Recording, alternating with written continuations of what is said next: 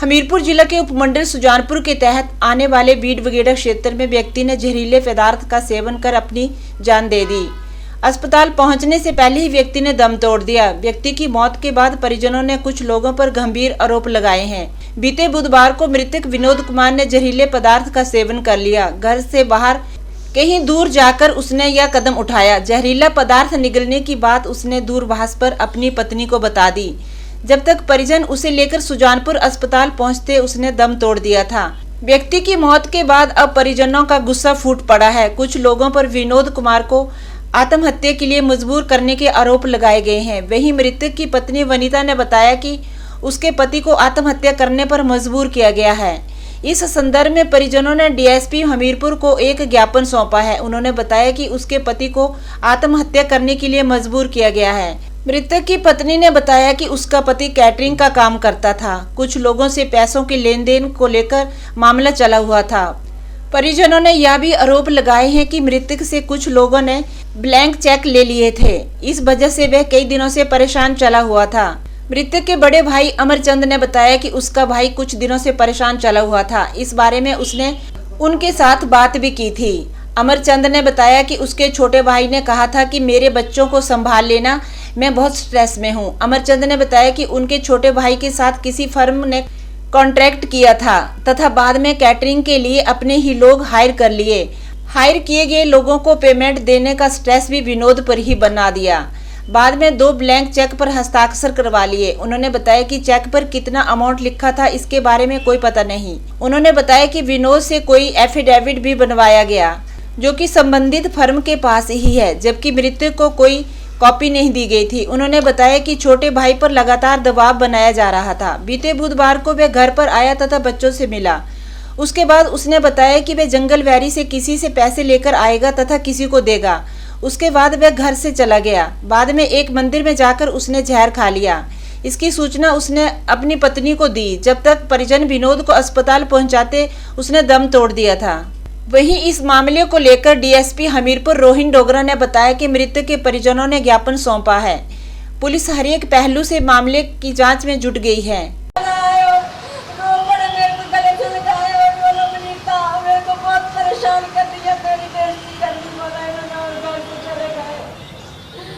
मिले जुले कतना को इसने कटक दिया। कतना के हलवाइयों ने बोला इसको, कतना के हलवाइयों ने इसको बोला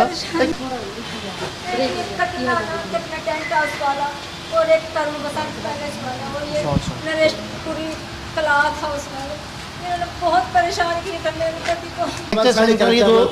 तो ब्लैक चेक साइन करा के इसको थ्रेट करने लगे कि हम तेरे को या तो पुलिस में दे देंगे या मार देंगे, तो पैसे दे आने। बंदा है यहाँ पे कितना है टेंट हाउस वाला, वो बंदा जो है उसको इन्होंने कॉन्टेक्ट बंदे मिले जुले कतना को इसने कॉन्टेक्ट दिया। कतना के हलवाइयों ने बोला इसको, कतना के हलवाइयों ने इसको बोला टेंट हाउस वाला और एक तरुण बसंत पैलेस वाला और ये नरेशपुरी क्लाथ हाउस वाला बड़े मेरे को गले से लगाए और वो लोग नहीं कहा, मेरे को बहुत परेशान कर दिया। तो ऐसे कि मुझे पीछे 10 दिनों से परेशान था, तो मुझे बीच में फ़ोन भी आया, मेरे को बोला कि मेरे बच्चे संभाल लेना, मैं बड़ा स्ट्रेस में हूँ। तो मैंने सोचा कि शायद मजाक कर रहा है, ये पहले भी कई बार होता था, चलो मजाक करता था। मैंने सोचा मजाक कर रहा है, मैंने बात को मजाक में ले लिया। हुआ क्या कि इसने फिर बताया कि मैंने एक कॉन्टेक्ट लिया था पूरी क्लाथ हाउस वालों का, तो उन्होंने मेरे से कॉन्टेक्ट दिया था और बाद में ये मुकर गए। इन्होंने अपने बंदे कर लिए, कैटरिंग वाले भी, बाजे वाले भी, सारे अपने बंदे कर लिए। और बाद में मेरे पे स्ट्रेस बना दिया कि जी पैसे तू दे, और मेरे को घर पे बुला के इन्होंने टॉर्चर करके मेरे से ब्लैंक चेक साइन करा लिए 2। अब इन्होंने क्या अमाउंट लिखी वो उसको उनको ही पता है। इन्होंने एफिडेविट भी लिखवाया था, वो एफिडेविट भी इनके पास ही है, इसको कोई कॉपी नहीं दी है। साइन करा लिया और इसको डेली टॉर्चर करने लगे कि तू पैसे दे पैसे दे। अब इसके पास पैसे तो थे नहीं।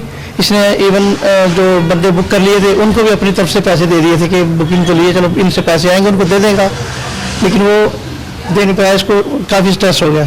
अब एक शादी कल थी नई यहाँ पे हमीरपुर में ही, उस शादी में इसने एक कतना कोई टेंट हाउस वाला है उसको कांटेक्ट किया था। तो उसने एन मौके पे बोला जी मेरे को पैसे, हलवाइयों को बोला कि भाई तुम इनको बोलो।